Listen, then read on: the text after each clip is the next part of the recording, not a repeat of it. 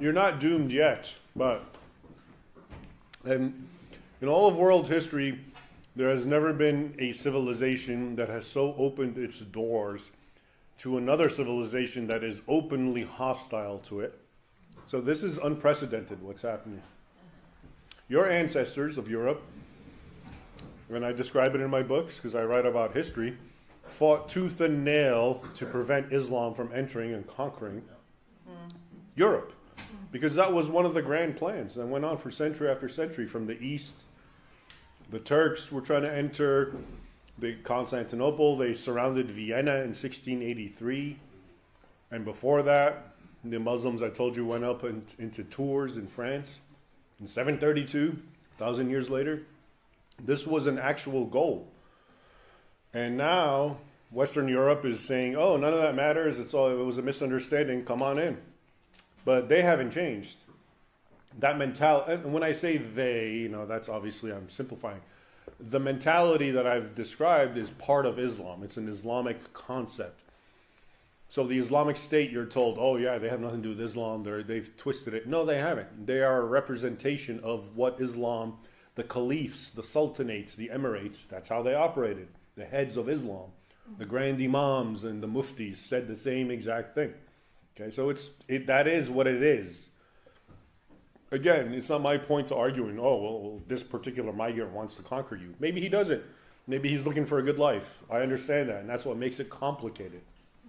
But to just open your borders completely to that demographic, which has within it, not all of it, but within it, that kernel of animosity for Christians and so-called infidels and the imperative to conquer the world in the name of jihad for Allah, which they're the good guys, keep in mind. They never see themselves as the bad guys. This is one of the issues with all conflicts. They're not bad guys. They're good guys in their minds. You're the bad guys because you're infidels, and they're trying to bring the light of Islam to you. So that's another aspect of how moral, or the morality that they feel. They're the good guys, okay, in doing this. Because look at you, Denmark and Europe, you're all dissipated drunks and, profligates, and, there's no real... Yeah, I'm sharing with you their arguments because I read it and I hear it. So they're bringing to you goodness, okay? But before, your ancestors, because I guess they had their own social order and their own goodness, and it was called Christianity, were able to fight it. But I guess in this current void of sort of this atheistic climate, well, anything goes, and who's to say they're wrong? Maybe they're right, etc., etc. And now you have what's happening. So it's a very unprecedented experience. A lot of people talk about the Roman Empire, this sort of thing happened, but it didn't, and we can get into that. It was actually, they were still cognizant of trying to maintain their own social, cultural mores, Rome. And it fell to the Goths and the Germanic peoples. And I'm just saying, some people use this analogy, but in this case, this is completely your doing. Not you, but it's Europe's doing.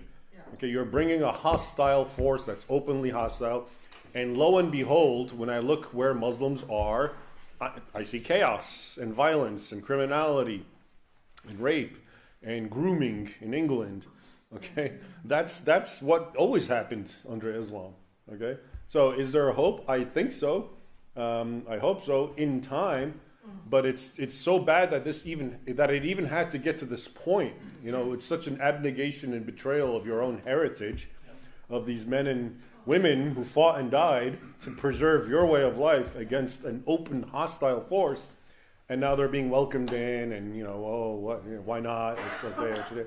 So I guess so. It's a matter of time. So where's the hope?